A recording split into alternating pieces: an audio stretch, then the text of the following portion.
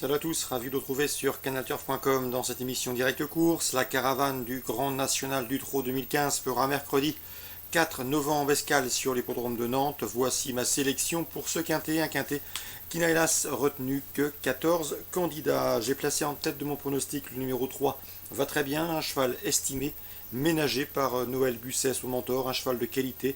Il a gagné très facilement récemment sur l'hippodrome de Marseille-Borilly avec la manière. Ici, dans ce lot, je le pense en mesure de mettre tout le monde d'accord, d'autant que le cheval connaît bien ce circuit GNT pour son unique sortie. Dans ce circuit, il s'est classé deuxième à Lyon-Paris au mois d'avril.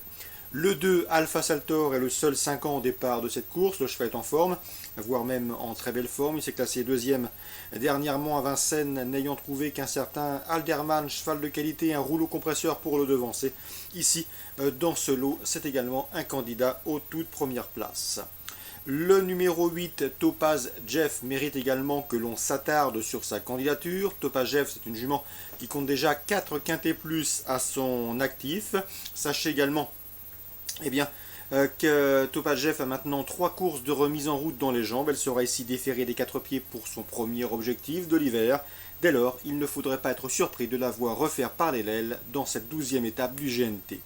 Le 9, Indien d'Amant d'Amour, et le 4, Urac viennent de former dans cet ordre le couplet gagnant du Quintet Plus, prix de Soulacre, disputé récemment le 28 octobre sur l'hippodrome de Paris-Vincennes. Une confirmation est ici attendue. Je retiendrai également le numéro 11, Val Royal, qui n'est autre que l'actuel leader de ce circuit GNT et semble en mesure de ravir le titre en fin d'année. Ce numéro 11, Val Royal, qui se déplace donc en Loire-Atlantique avec la ferme intention de marquer de nouveaux points et de conforter sa tunique jaune de leader. Ensuite, pour les amateurs de combinaisons plus élargies, on pourrait citer le 5 Unis de Guèze, deuxième atout de l'écurie Jean-Michel Bazir au départ de cette course. La jument sera déférée les 4 pieds, confiée à David Thomas, c'est à mon avis mieux qu'un faire-valoir. Et le 7, dans cette épreuve, c'est Cire de la Creuse, un cheval qui est de la tenue, un cheval que vous connaissez, un adepte de la course en avant. Lorsqu'il s'élance en tête, il aime bien animer les courses auxquelles il participe. À mon avis, dans ce lot, il semble barré pour le succès, mais il peut conserver un accessite. Lui qui va ici enregistrer une 7e participation dans ce GNT 2015. Résumé chiffré pour cette 12e étape du GNT. 3, 2, 8, 9, 4, 11, 5 et 7. Je répète, 3, 2, 8, 9, 4, 11, 5 et 7. Toujours à Nantes en Réunion 1. Dans la première, je vous conseille le 108 Chicago Dream, un cheval qui reste sur 2 plaisantes fins de course sur les points de Cabourg.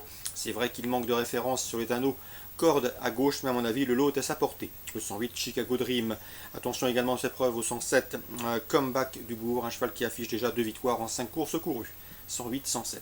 Quatrième course, le 404 Voltaire Blue s'est imposé avec la manière et avec de la marge récemment à Cabourg, et où ce jour-là il n'a pas eu le bon parcours, ce qui ne l'a pas empêché de s'imposer facilement. Une confirmation, et c'est attendu pour ici ce fils de Kerry de Donjon, un cheval qui, comme bon nombre de rejetons de Kerry de Donjon, s'affirme avec l'âge. Je lui poserai le 407, Viole Joyeuse, qui sera déféré des 4 pieds et qui est présenté en pleine possession de ses moyens. Et le 411, Vivaldi du Vivreau, qui en dépit de son rendement de distance de 25 mètres, devrait pouvoir confirmer son succès obtenu récemment le 24 octobre sur l'hippodrome de Graigne. Donc priorité aux 6 ans dans cette course, avec le 404, le 407 et le 411, Vivaldi du Vivreau, un fils de Ténor de Beaune, qui est à mon avis en retard de gain. Dans la 6e, je vous conseille le 607 Voyou de Nuit, un 6 ans qui affronte ici ses aînés avec une belle chance de réussite.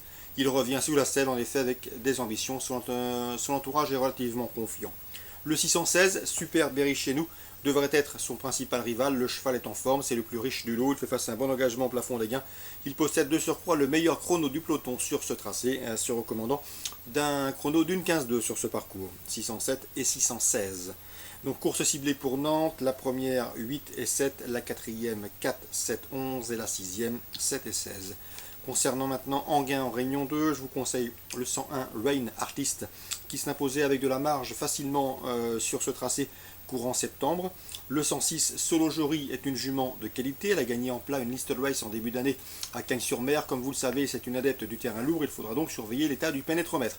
Mais elle débute sur les obstacles avec la ferme intention de s'y mettre en évidence d'entrée de jeu. 101, 106, Rain Artist, Solo Jory.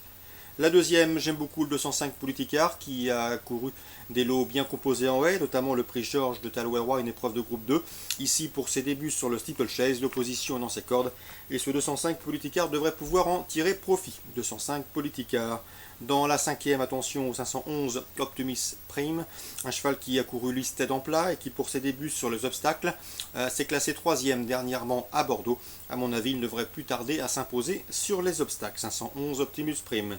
Enfin, dans la sixième, je vous conseille le 603 Resorbi, un cheval qui vient de s'imposer avec de la marge très facilement sur l'hippodrome de Lyon-Paris et qui, ici, se rendra à Enghien avec de solides ambitions. Course ciblée pour Enghien Réunion 2, la première 101, 106, 205, 511 et 603.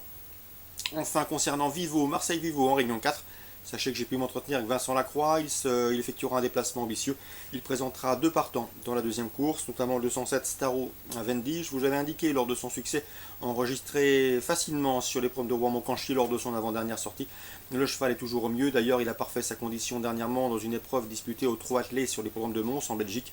Vincent Lacroix est confiant, d'après lui rien ne s'oppose à une confirmation. Le cheval devrait pouvoir se mettre en évidence et à mon avis le lot est une nouvelle fois à sa portée, le 207 Staro Vendy qui s'élance avec la confiance de Vincent Lacroix. Mais attention à son autre représentant, le 212 Super G. Le cheval est régulier, confirmé sous la selle, il répète ses courses. Et d'après son entraîneur, il ne faudrait pas être surpris de le voir sur le podium. Donc le 207 Staro Vendy, candidat au succès. Le 212 Super G, son compagnon d'entraînement, candidat à un beau podium. On le reposera en priorité le 202 Volcano Fligny, qui brigue ici une 3e victoire consécutive, lui qui vient de s'imposer par 2 fois sur l'hippodrome voisin de Marseille-Borelli. Donc 202, l'opposition principale aux 2 protégés de Vincent Lacroix pour la Réunion 4 à Marseille-Vivo. Excellent jeu à tous, bonne journée et rendez-vous désormais demain.